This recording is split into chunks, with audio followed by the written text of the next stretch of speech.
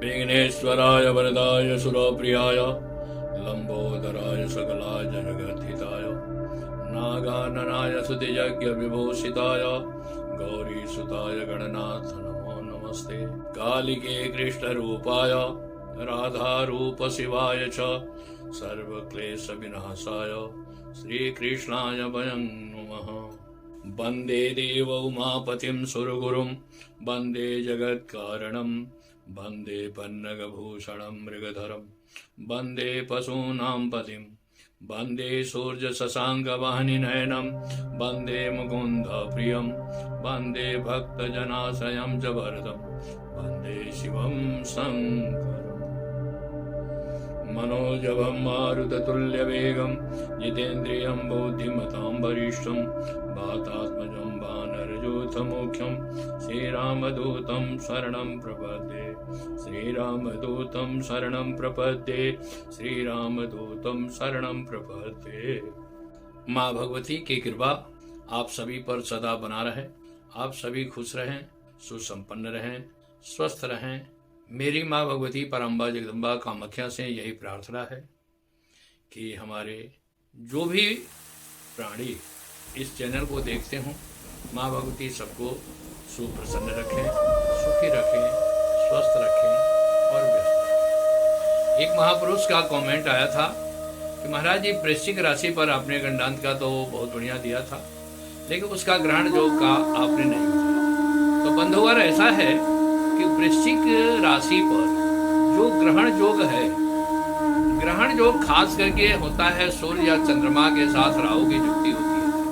तो अगर वृश्चिक राशि पर मंगल अगर उस लग्न को देख रहा हो या मंगल वहां पर बैठा हो, क्योंकि मंगल का दृष्टि चौथे आठवें पूरा होता है, सातवें भी है तो भी सातवें बैठ करके लग्न को पूर्ण दृष्टि से देखते हैं, 10वें भी बैठ करके देखते हैं। तो मेरा कहना यह है कि मंगल के सामने कोई ग्रहण योग नहीं बनता है। क्यों? कि मंगल एक ऐसा ग्रह है कि खुद जलता है और खुद रोशनी देता है। हाँ, अगर वृश्चिक राशि में सूर्य बैठा है और राहु से युक्त है तो वहां पर ग्रहण योग बनने का चांस आता है, लेकिन सूर्य और मंगल की युक्ति जब हो जाती है तो पावरफुल हो जाता है। क्योंकि जैसे 100 वाट का बल्ब आपको रोशनी देता है अंधेरों में, सूर्य के सामने उसकी रोशनी का पता नहीं चलता है, उसी तरह से मंगल और सूर्य की जब युक्ति होती है तो वो पावरफुल हो जाता है।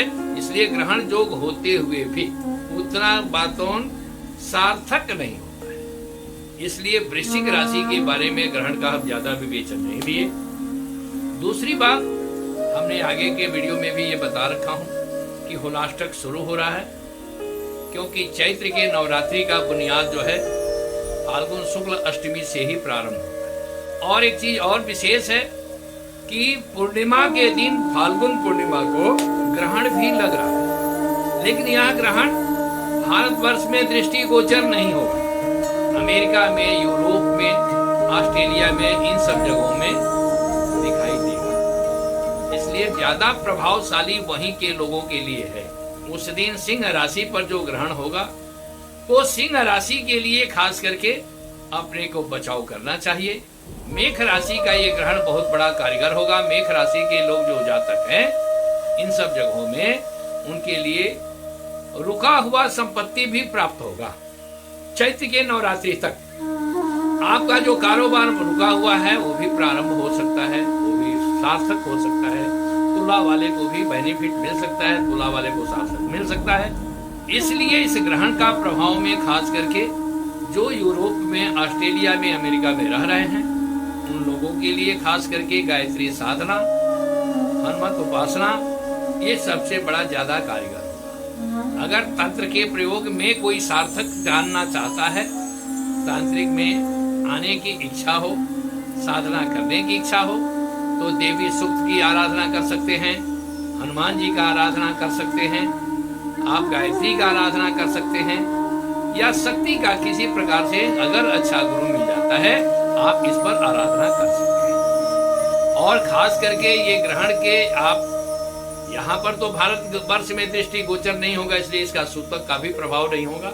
तो आप उस पूर्णिमा के दिन खास करके आप चाहे तो सुबह से शाम तक आप किसी भी साधना में प्रवृत्त हो सकते हैं, वो सार्थक ज्यादा रहेगा। साथ में आप अगर चाहें तो उसके सबसे बड़ी बात यह है कि माँ भगवती के कृपा से होली के दिन जिसका कोई काम नहीं रुक रहा, बन पा रहा है, काम रुक रहा है, उस व्यक्ति के लिए होली के दिन 8 अंगुल का वो कोई भी सविधा ले ले, लकड़ी ले ले 3 और ले करके जा करके जहाँ होली जलेगा वहां पर 3 बजे के बाद, क्योंकि शाम को होली जल सकता है, तो क्योंकि भद्रांते होलिका दाहम, तो उसमें बताया गया है कि होली अगर शाम को जलता है तो आप उस दिन जाकर के वहाँ ये कार्यक्रम कर सकते हैं। आपका जो भी काम रुका हुआ है उसके विषय में आप सोच करके आप जा करके उस लकड़ी को, समिधा को ले करके उस काम को 9 बार बोलिए कि मेरे काम में जो भी रुकावटें हैं, जो भी किया हुआ प्रॉब्लम है, जो भी परेशानी आई हुई है, चाहे वह ग्रह का हो, चाहे किसी का कृत्रिम हो, चाहे हमारे कर्म का दोष हो, उसके लिए 9 बार कह करके और उस एक लकड़ी को 3 टुकड़ा कर लेंगे, तीनों को 9 बार करके, और उस जहाँ पर होली जलने का जगह है वहाँ पर उसको छोड़ सकते हैं। और छोड़ने के बाद पीछे मुड़िएगा मत, वहाँ दे करके और सीधे अपने घर में चले जाइए। और जा करके शाम को दीपक जला करके आप वहाँ पर 4 दीपक के सामने 5 फूल रख लीजिए, चारों साइड में दीपक का, और एक नीचे 5 फूल रख करके, क्योंकि पंच तत्व ये शरीर है इसलिए 5 फूल रख करके, और पंच देवता होते हैं इसलिए वहां पर प्रार्थना करिए कि मेरे कार्यक्रम में जो भी बाधा है, जो भी रुकावट है, इस काम को सफल करें, और जो भी हमारे परिवार में अशांति है उसको दूर करें। आप इस कार्यक्रम को करिए, माँ भगवती की कृपा होगी, आपका सभी काम सफल होगा। अगर कोई भी प्रश्न अगर आप चाहते हैं तो, क्योंकि मेरा जो है होली की होलाष्टक जहाँ प्रारंभ हो रहा है उस रोज अष्टमी के दिन रविवार है, क्योंकि शनि भौम आरभे, शनिवार को शाम को अष्टमी होगा, और उस अष्टमी के दिन रविवार के दिन ब्राह्मण द्वारा देवी का पाठ होगा, हवन होगा, और भंडारा मैं प्रारंभ जैसे पहले भी कह चुका हूँ कि हर अष्टमी को भंडारा करने का प्रारंभ है। अगर आप चाहें तो हम उसमें सहयोग दे भी सकते हैं, आप हमसे जुड़ सकते हैं, और जो भी आपकी समस्या है उसमें हवन में आपके नाम से, आपका नाम, आपका गोत्र मेरे पास आना चाहिए, उसके हिसाब से मैं हवन करवाऊंगा और आपके लिए माँ भगवती से प्रार्थना करूंगा। ठीक है, आपका कल्याण हो। कल्याण होने के बाद आप 51 पीठ के मंदिर के लिए आप जो दान देना चाहें आप दे सकते हैं, नहीं तो माँ भगवती आपका कल्याण करे, और माँ भगवती से आप प्रार्थना करते रहें। धन्यवाद। जय माँ भगवती जगदम्बा, जय माँ पराम्बा। आप सबों का कल्याण हो, आप सब सुखी रहें, सुसंपन्न रहें। जय माँ।